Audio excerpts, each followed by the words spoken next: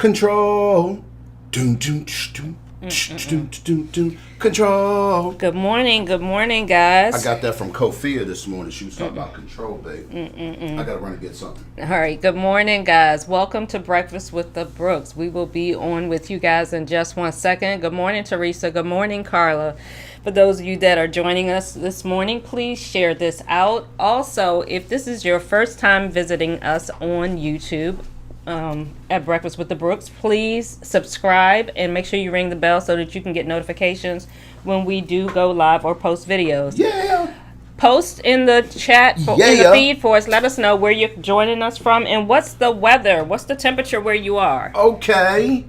What is wrong with you this morning? Yeah. Oh gosh, y'all have to excuse him this morning. Okay. He got way too much sleep, and I did not get much. So, his flamingo is on 100 this morning, and I am struggling. But I'm here with you guys today. Control. Doom, doom, doom, doom, doom. Control. What's up, everybody? Great morning, great morning, great morning, great morning. Welcome to Breakfast with the Brookses. I'm excited. I know it. It's a little, I see it. It's the lighting. It's the lighting. We got to fix the lighting. We're going to fix that. These are our new mugs. These are our new mugs. If you don't have one, get one. They're characters of us, but they don't kind of look good. 77 and traveling. Well, welcome to Breakfast with the Brookses. Hey, Tracy. What's up, Carla? What's up, Teresa? Listen, do me a favor, guys. I want y'all to share this out. Hey, Tiffany, good to see you. Good to see you. I want you guys to do me a favor. Go to the bottom of your screen, click that share button. Make sure that people are aware that we're live this morning. I'm excited this morning, babe. All month long, we've been talking about friendship, and we've been dealing with friendship from every angle, not only in marriage, but also in dating relationships and parenting. Yes. What does it look like to model that for your kids? What does it look like to help them to be able to have, good, healthy friendships? And one of the core components to making a friendship work really well, really, quite frankly, is boundaries and being able to get people to understand, what that looks like. So today we're going to get started. If you guys are just chiming in, if this is your very first time on Breakfast with the Brookses, can you put hashtag first timer in the chat? I'd love to know that. And also, please make sure that you subscribe to our channel and make sure you ring the bell so that you can get notifications when we go live. Just talking about friendships. Friendships is one of those words that people typically use very lightly. When you're kids, when you're young, everybody's your friend. Yeah. I remember when our granddaughter was 2 or 3, she had come to visit us when we lived in Georgia, and Glenn took her to the park. And they're pulling up in the park, and it's these kids playing, and she's like, "Hurry up, Pop, because they are my friends. I have to go play with my friends." It's like, you don't even know these people. Right. You've never met them before. Right. You've never seen them before. It's the first time to the park. She just saw people playing, and she was like, "They are my friends." Right. And so friendship, similar to, a lot of people even use the word love. We use it very lightly. It's just like a thing you just say. But there are some parameters to identifying a true friend. And boundaries is part of having a healthy friendship. Yeah. And we're going to talk about some of those boundaries that are necessary in friendships for it to be a healthy relationship. Absolutely. So for those of you guys who are just hopping on, maybe this is your first time with us, my name's Glenn P. Brooks Jr. I'm an author, I'm a speaker, I'm a coach. This lovely light-skinned young lady sitting next to me is Cherie Brooks Jr., author, speaker, and coach as well. Guys, we created, it'll be 4 years in January, babe. Can you believe it? What we call the MAPS Relationship Academy. And it's it's an online community where we show up every week to add value to people in various stages of relationship. So it's 5 group coaching platforms that we have. We have a room for couples, meaning married people, people who are engaged, people who are seriously dating relationships. We also have a parenting room. We have a room for parents dealing with parenting issues. We also have a men's only room.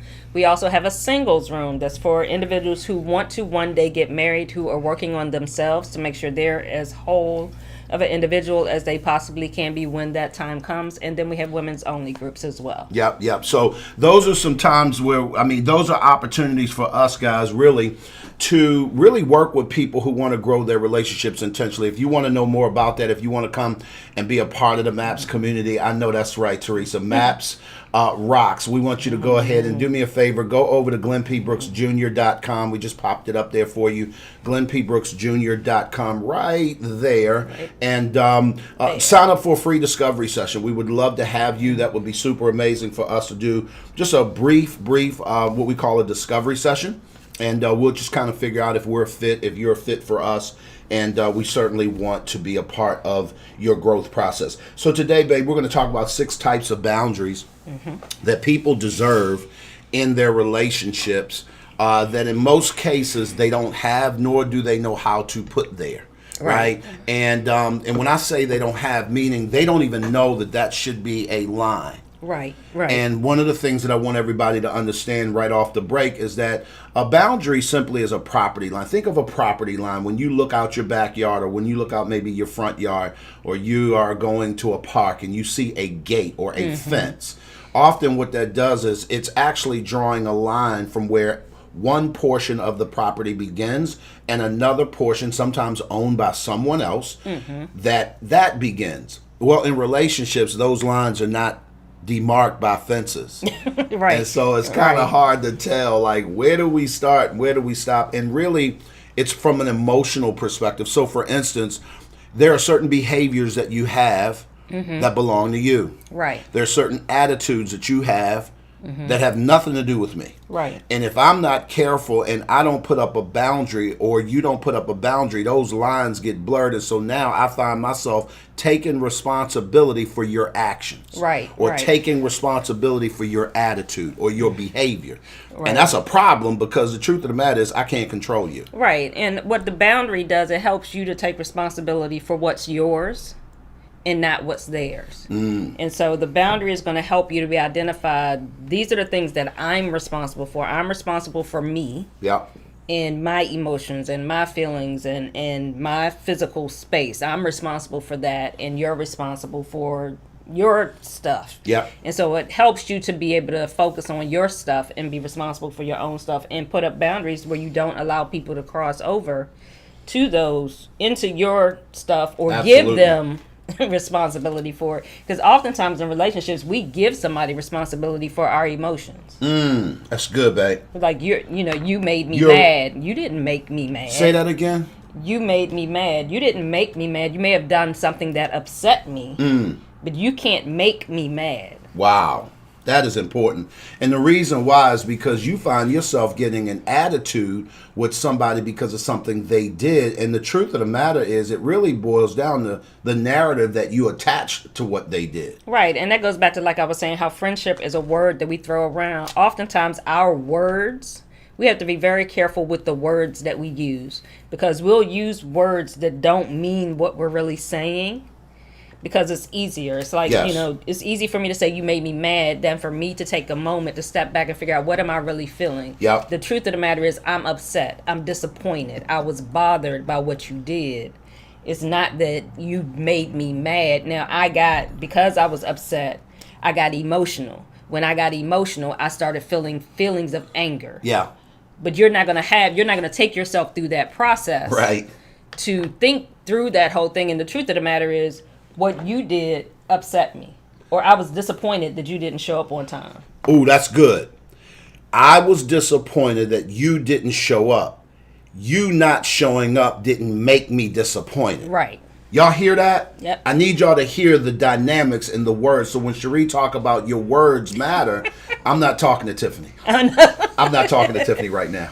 I'm getting ready to turn our comments off, because I ain't fooling with y'all. Y'all be going in on the comments, get me all sidetracked. My flamingo be like, what they say? I'm not messing with y'all this morning. We're going to get this content in. We got a lot going on. We've got our singles intensive coming up this morning. I'm excited about that. If you're single and you want to go through that, go to GlennPBrooksJr.com, find out more. But I promise you guys, the words make a difference. So when you didn't show up, I was disappointed. Right. Y'all hear the ownership in that? When you said that you would be here to pick me up on time, I was disappointed that you didn't show up on time to get me. You didn't make me mad. Right. That changes the dynamic of the conversation once you get in the car, because now you allow room for the reason. Now you allow room for growth. Now you allow room for a person to make a mistake. Right. Instead of reverting to your 2-year-old self and having a temper tantrum. So today we're going to talk about 6 things. Actually, you just cut that part off. I know I did. I know. I'm not even going there. Today, this is going to be a 2-parter. We got 6 boundaries that we're going to deal with, because we know that they are packed full of stuff that we need to pull apart. We're only going to deal with 3 today, and we'll deal with the other 3 next week. I'm not messing with Cherie. So the first one is a physical boundary. Put that in the chat. Number 1 is a physical boundary. Okay? When we say physical boundary, what we're really talking about is that this is a boundary that includes personal space. You have a right to your personal space. Why are you moving over? Because I want my personal space. Because I want my personal space. Well, go on, have your personal space. Y'all see how I took that personal real quick? I was like, wait a minute, I like touching your leg under the table. So she was like, I want my own personal space. Listen. I know, Tiff. And so one of the things that I want people to understand is that when you don't understand the boundaries of physical or physical boundaries, what it will do is it will cause you to take ownership of something that's not yours. When a person says something like, you know what, I'm really tired and I need to sit down, that just means they're really tired and they need to sit down. Last night, oh gosh, we're going to give y'all a real live example. Last night was date night, and Cherie was trying to inch over into my personal space. And I was exhausted. We trying to make sure that if there are kids in the room, we keep this rated PG. I was exhausted, right? You can move over a little bit, babe, because I'm outside of the screen. I wanted to move over a little bit. You can go this way. I'm trying to get you in the screen. huh? The screen right here. You're coming. I'm going out of the screen. When I come this way, my head is on that. I got you. I'm trying to No, avoid that's what I'm that. saying. Move the other way. I'm getting ready to make that go. You want me to go this way? Yes, I want you to go that way. That's the point I'm making. Y'all hear us trying to get our physical boundary stuff worked out. Like what? What is he talking about? He's not making sense here. Go So where? back to last night. Yeah. Oh gosh. Okay. Last night we went out. Well, we went out, grabbed some dinner. Well, first of all, let me back up. The afternoon, I was content with being in the house all day. All right. Our kids came over for lunch. Kids came over for lunch on Friday. We had a great lunch with them. Sat and we talked for a couple of hours. I did a call yesterday afternoon. And then after they left around 3 o'clock, I was pretty much done for the day. So I sat down. I had some things I needed to wrap up, tie up a little bit. But, I was cool. I was here in my office. I was sitting in my thinking chair. I was straight. Leave me alone, right? Cherie says, hey, I'm getting ready to run out. Come on and go with me. I'm like, I don't want to go with you. She says, yes, come on and go. I said, no, I don't want to go. I want to stay here. I got a couple things I want to wrap up. And then she started in. You need to get out the house. You're sedentary. I'm like, bruh, I got you. But for right now, I'm not doing that. So that kind of went to a thing where we compromised and we said, hey, listen, you're right. Because we had talked about me getting up and me moving more. And that's where she was going with that. Well, I didn't feel like it. So she said, well, I really need you to come ride with me. But if you don't want to, it's cool. I said, well, why don't we do this? You go run, do your errands. And then when you get back, just let me know and I'll come down and we can go out for dinner, for date night, or we'll do something. She said, okay, great. So we go out for dinner. We have a great time. Sit outside on the patio. Sit outside on the patio. Social distancing at some local restaurant. And we just had a great time. Just a burger and some fries. Just nothing deep, right? Just had a great time sitting there talking and a whole bit. Well, I said, well, let's go home and let's grab a movie and chill. No chill. There was no chill. There was the grabbing of the movie. And there was no chill. And there was no chill. Wink, wink. Wink, wink, right? Wink, wink. So here's the deal, guys. Your man, we're talking about physical boundaries. I just wanted to go to sleep. I was tired, right? And so she was like, but nah.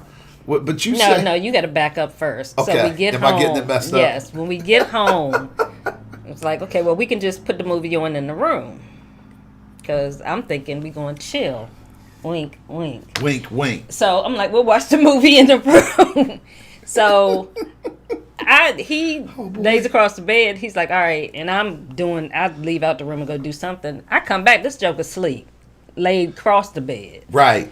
Done. I ain't even got the movie on I'm yet. done, son. I'm like, Lord. So I wake him up. I was like, hey, move over. I'm going to put the movie on. I prop the bed up. Right. Get him sitting up. Right. Like, okay, we get the movie up. We pick a movie up. I was like, you want to watch this?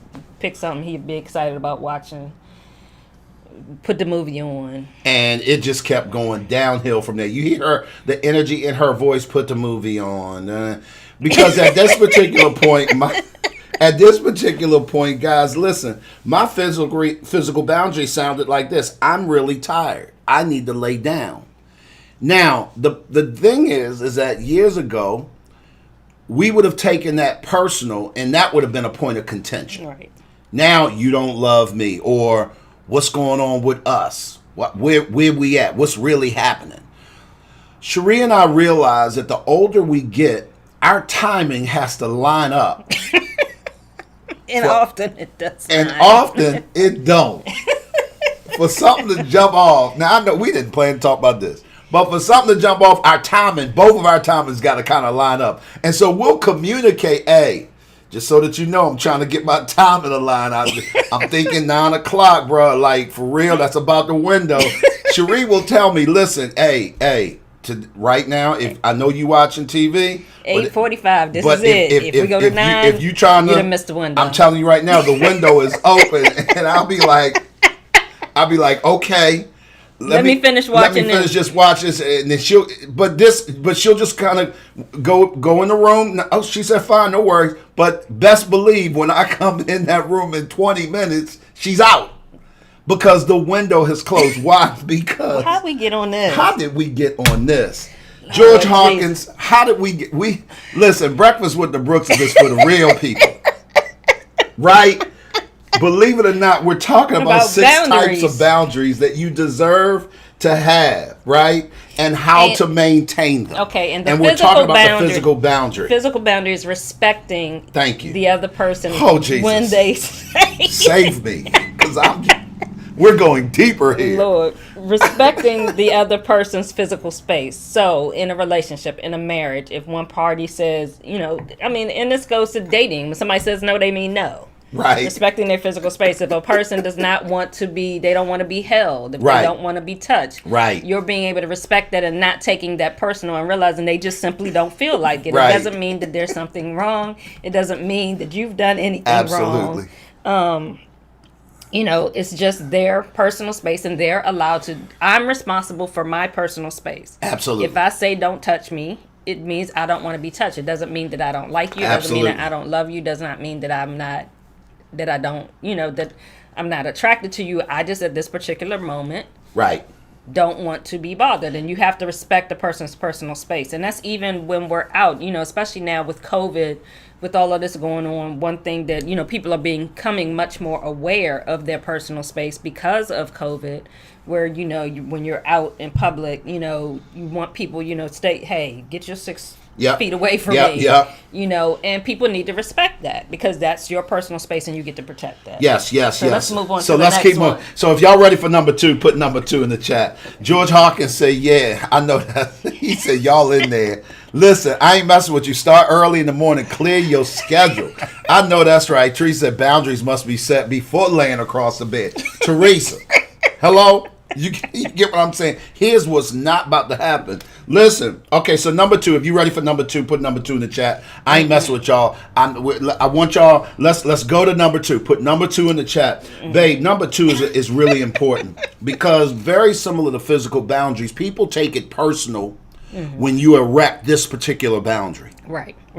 And when they do, what happens is it often will damage the relationship because it's not about you. Right. And I need people to understand that only when you are immature, and I mean this with all due respect, when you are immature and you've not fully grown in a particular area, you will take things personal that were not meant for you to even take it there. Right. But because of your level of immaturity, and I don't mean that disrespectfully, all of us are immature in certain areas. Right. Just like all of us are ignorant in certain areas. But in this particular case, in number two's case, when you're immature in this area, people tend to take it really personal. And this one, number two, is emotional boundaries. Yeah, and Let me read something for you real quick. Emotional boundaries are all about respecting and honoring feelings and energy. Put honoring in the chat.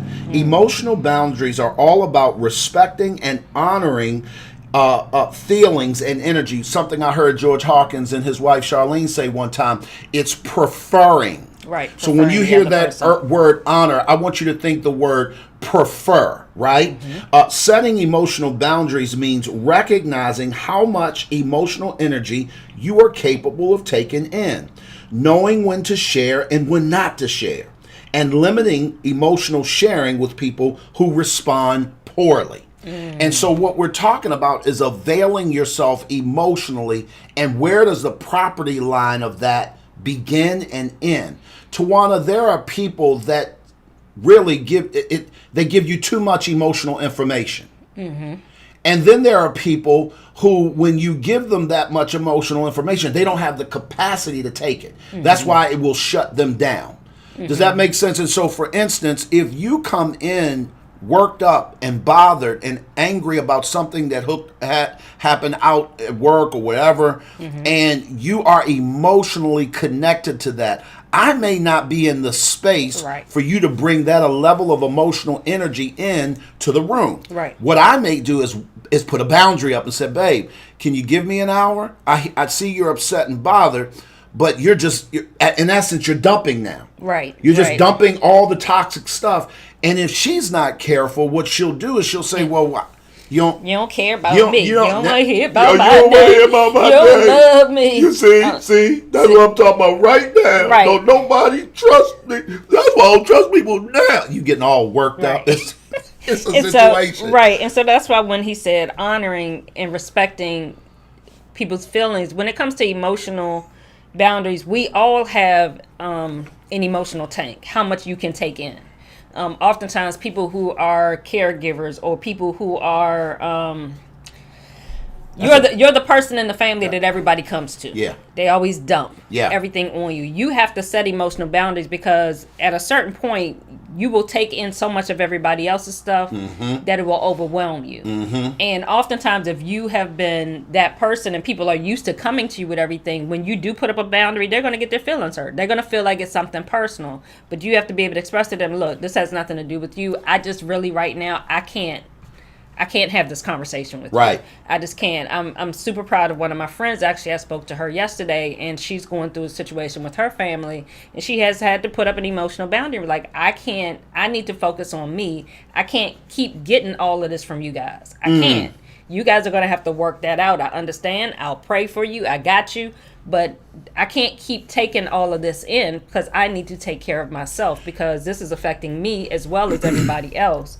And we often have to put up those boundaries, and it can be difficult when you're not used to that, when you're used to being that dumping ground. But you have to be able to put that boundary in place for your own personal sanity, your own personal emotions, but also it also teaches them to take responsibility for their own emotions, because they're used to dumping it, giving it to you, instead of them going through that process like I talked about earlier. Instead of them saying, why is it that I'm feeling this way? I was upset, or I was disappointed. They don't go through that. They just dump it all on you. That's good, baby. One other way that you can handle this, guys, when someone is dumping on you, or someone is emotionally unloading on you or in your space, I want you to think, here is a way you can handle this. And a statement you could make is, you know what? I am so sorry that you're having such a tough time. Right now, I am not in a place to take in all this information. You notice how I make this about me? I'm not making it about you. My goal is to de-escalate the situation and to get you out of the headspace of thinking that I'm somehow coming against you because I don't want to receive your emotional download right now. So what I'm going to do is I'm going to ask you then, I'm going to say, do you think that we can come back and have this conversation later? Because I am interested in your emotions and you wanting to share. You're my wife. You're my girlfriend. You're my child. We love each other, whatever the relationship status is. However, at this moment, I ain't in the space that I can do that. And it helps to signify or send the message to that person. I care, but right now it's not that time. Right. And also as the person, if you're the person experiencing and you need to talk. I think that it's a good practice when you go to a person to ask them, say, hey, I'm really going through something right now. Is this a good time to talk? Instead of just bombarding and forcing yourself into somebody's space. I think that's with any situation. You should always ask first. You should always, that's manners. You don't you don't come to somebody's house and just barge through the door. You knock and say, hey, can I come in? And I think we have to think the same thing when it comes to emotions. If I'm going through something really emotional and I feel like I need to share it with somebody, I shouldn't just pick up the phone and then just start vomiting all of my emotions on that person. That's a good word. She said vomiting. I need to ask them and say, hey, I'm really, because number one, you call a person, you don't know what they're doing. And this burns me up. Somebody will call and they just start talking. I'm like, hey, wait. I'm not in a good space. And they like, well, why you answer the phone? Because it rang and I wanted to make sure this wasn't an emergency. Right. But if you just need to dump, this ain't a good time. Right. And sometimes you ever hit, when you say, whoa, a lot of times you find yourself having to back people off you quickly. And if you're not careful, you won't use the correct words. Right. Oftentimes when I call people and I want to talk, I will clarify something really quickly on the beginning of the conversation. I'm going to say, hey, what's happening? What you got going on right now? Right. And I literally mean that. Right. Or I'll say something like, is it a good time for you to talk? Because I really need to share something that's on my heart. Well, you get the opportunity at that point, instead of it now me dumping and you going, whoa. Right. It is, I am preferring your emotional space. Right. I'm respecting them. Honoring your emotional space by asking you, where are you emotionally right now?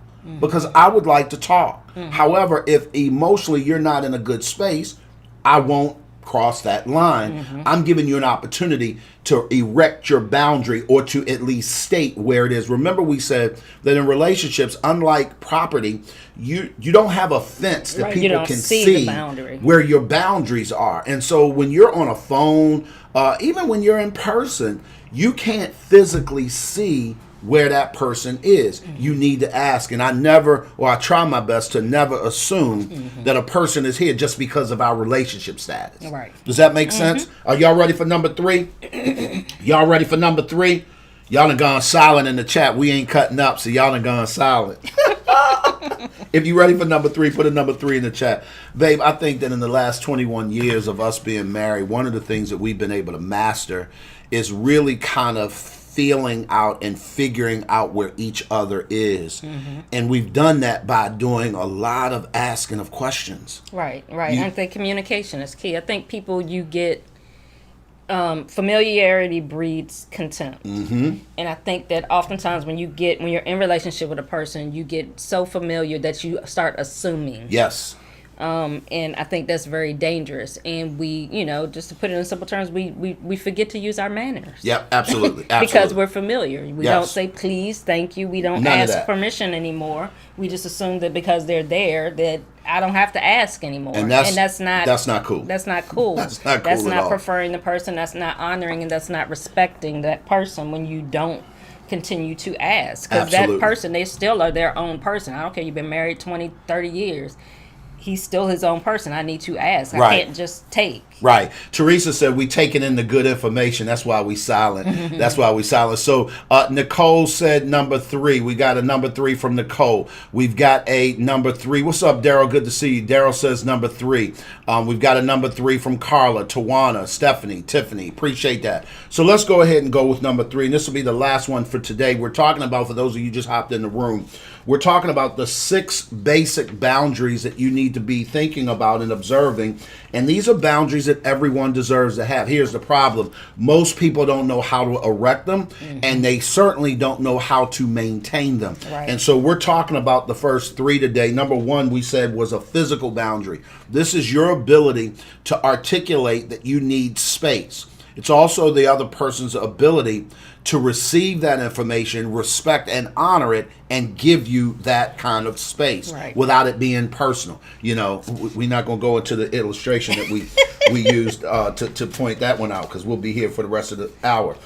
Number 2, we said, were emotional boundaries. Right. Emotional boundaries are your being able to respect where that person is emotionally, and also before you dumping your emotions on a person, making sure that they're in that space and just respecting where they are emotionally. So preferring their emotional state. If you have something you need to share, making sure that they're in a space to receive it. And also for yourself, sometimes you're not in an emotional space where you can take in things and you're able to, it's okay for you to erect a boundary, say, I'm not in a space that I can deal with this right now.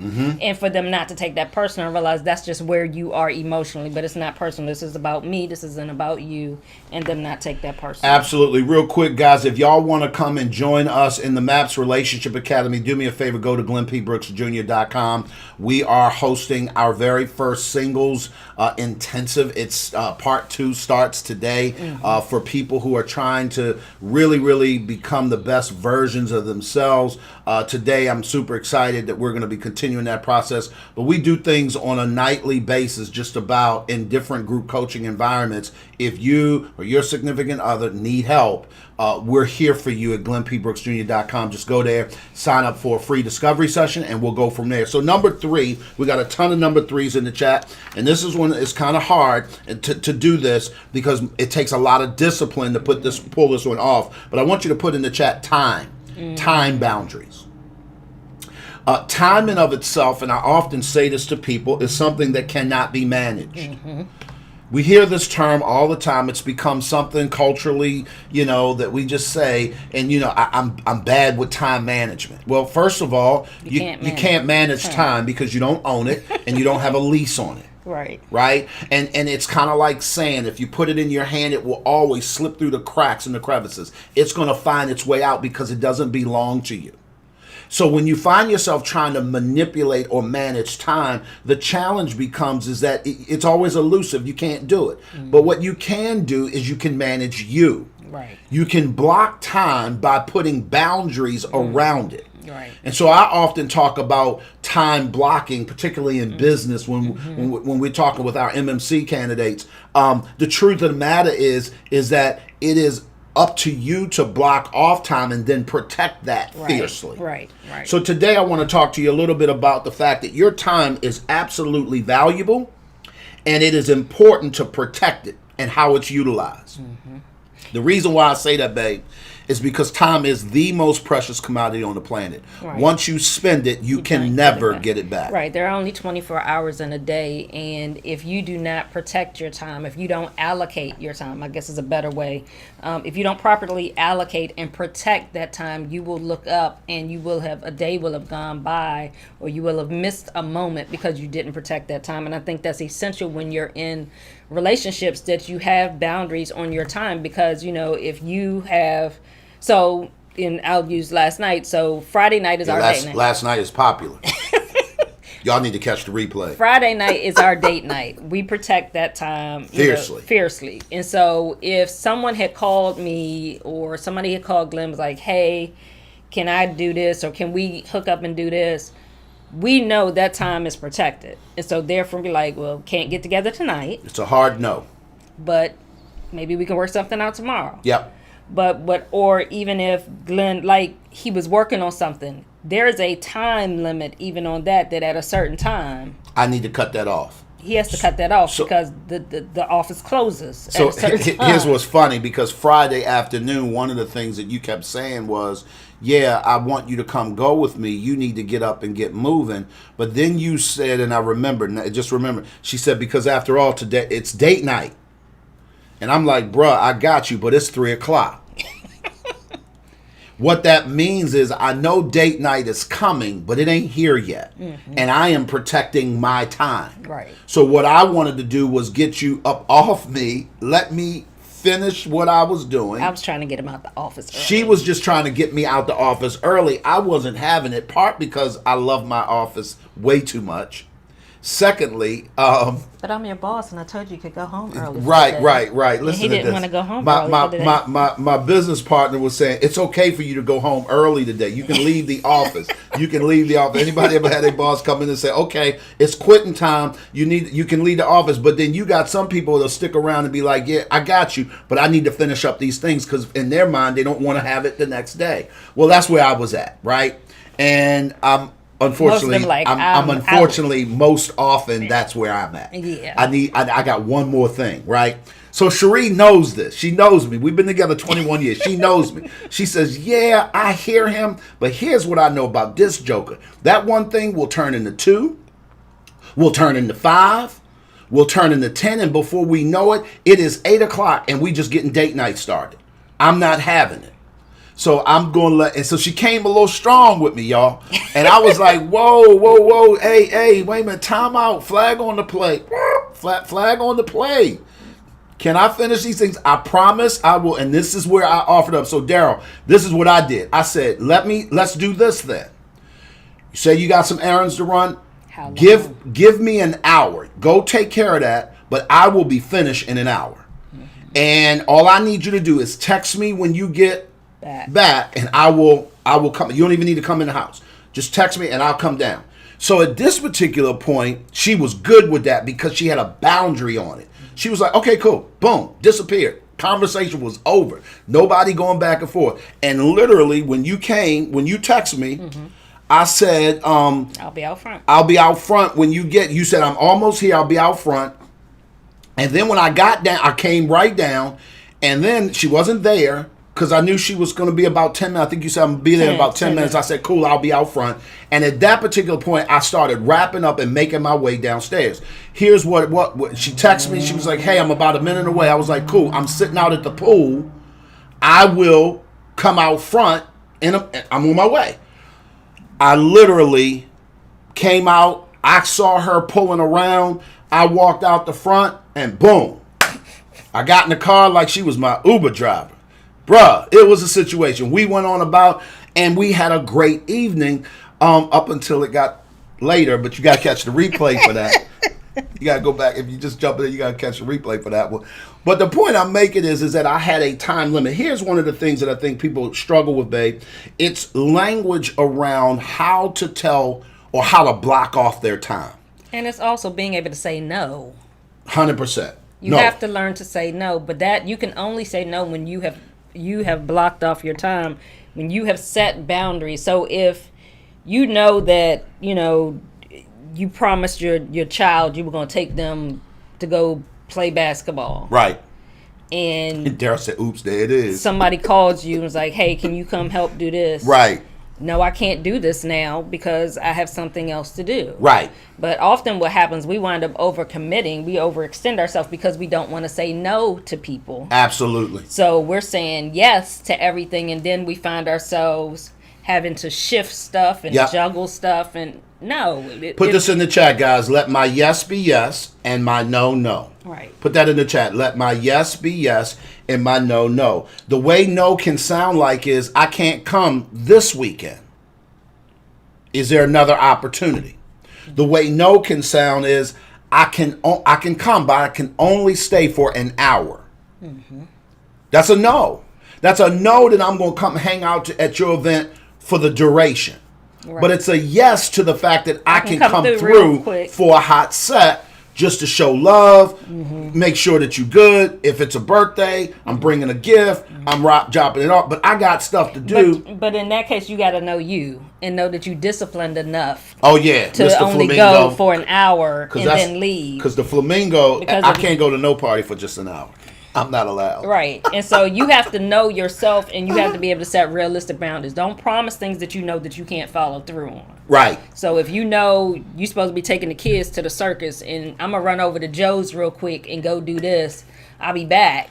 Bruh. And then before you know it, Joe all caught up, broke down. He got stuff happening. And before you know it, you done missed your window with your kids. You in the doghouse for a while because you didn't know how to put a boundary around your time. Guys, we could keep going on and on and on.